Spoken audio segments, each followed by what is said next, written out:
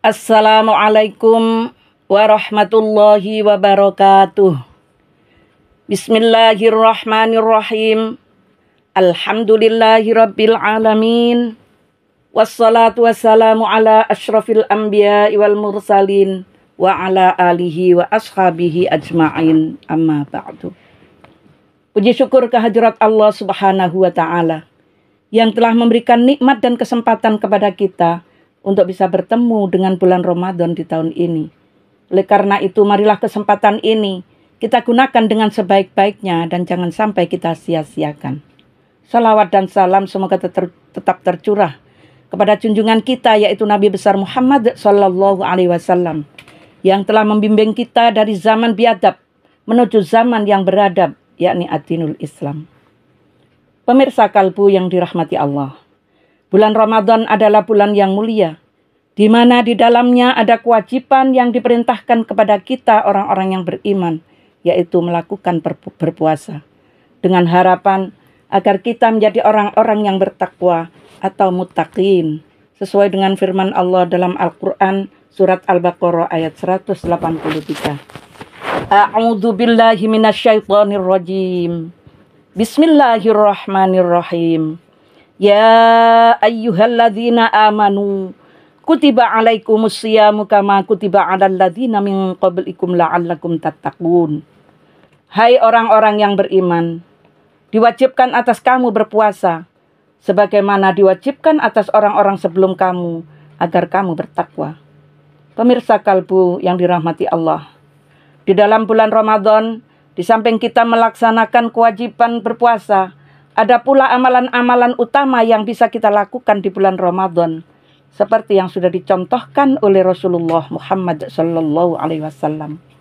Amalan-amalan itu diantaranya, yang pertama adalah meningkatkan sholat, yang artinya ketika kita mengerjakan sholat fardu, komunikasi kita dengan Allah hanya melalui nomor 2, 4, 4, 3, 4 saja, yaitu subuh, duhur, asar, maghrib, dan isya. Namun kini harus kita tambah, kita tingkatkan, yaitu kita tambah dengan sholat sunnah rawatib, yakni sholat sunnah yang dilakukan sebelum dan sesudahnya sholat fardu, yang sebanyak 12 rakaat, yang rinciannya sebagai berikut.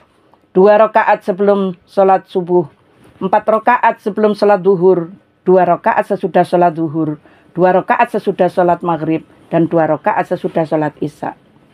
Jadi, yang awalnya komunikasi kita dengan Allah hanya melalui 2, 4, 4, 3, 4, maka harus ditambah melalui nomor 2, 4, 2, 2, 2, yaitu sholat sunnah rawatib.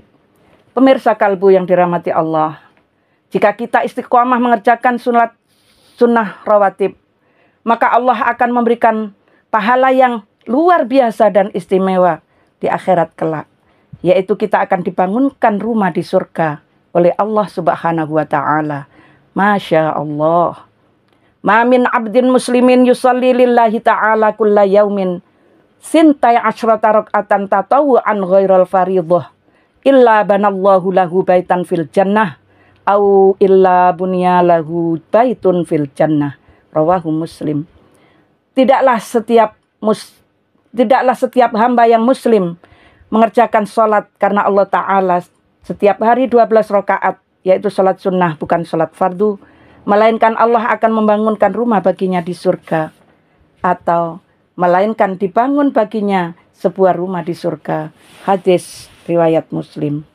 Pemirsa yang dirahmati Allah, amalan utama di bulan Ramadan yang kedua adalah banyak berinteraksi dengan Al-Quran dengan cara yang pertama, yaitu dengan cara tilawah, dengan cara membaca atau qiraah.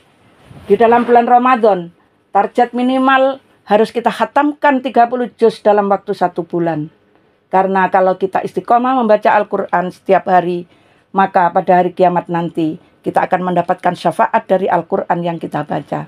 Sesuai dengan hadis Nabi Sallallahu Alaihi Wasallam, Iqra'ul Qur'ana fa innahu ya'ti yaumal qiyamati syafi'an li ashabi. Rawahu Muslim. Bacalah Al-Quran, karena pada hari kiamat ia akan datang sebagai syafaat untuk para pembacanya. Hadis riwayat Muslim. Yang kedua yaitu dengan cara mengkaji ayat-ayat Al-Quran. Karena selama kita mengkaji ayat-ayat Al-Quran, Allah bentangkan rahmatnya, sehingga saat kita berdoa akan cepat dikabulkan, dan saat beristighfar pasti akan diampuni oleh Allah Subhanahu wa Ta'ala. Apalagi kita lakukan di bulan Ramadan. Dan dengan mengkaji Al-Quran, kita akan diberikan ketenangan dalam jiwa kita oleh Allah Subhanahu wa Ta'ala.